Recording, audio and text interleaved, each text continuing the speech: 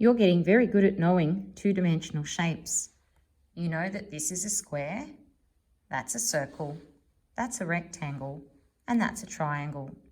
The reason why they're two-dimensional is that they have two directions only. They can go up and down and across, but they can't come up. So two directions. I can't pick these up. If I wanted to, I might just smudge them. But over here, we have some 3D, three-dimensional shapes. They go in three directions. They go across and this way, but they also come up. This, with all squares on it, a 2D shape, is called a cube. Over here, this is called a sphere. And over here we have a cylinder, and there are lots of different sizes they come in. But a cylinder has a rounded side, very curved, and there's a circle at each end. Here we have a cone. A cone also has a circle, but at the other end it has a point, which is known as an apex. Over here we have some pyramids.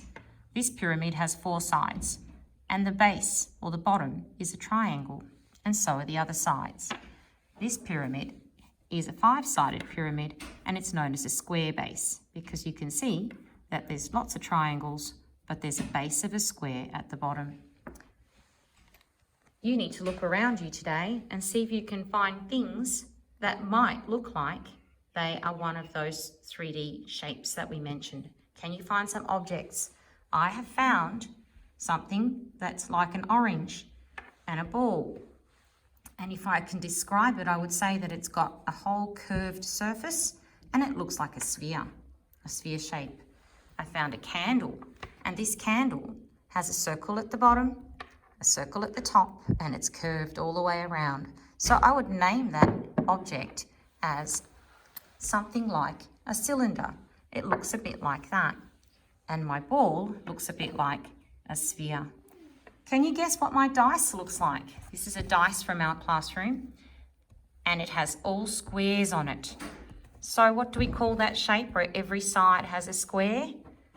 That's right, it's a cube. So I'm going to ask you to go hunting for some shapes that are around you, some 3D objects.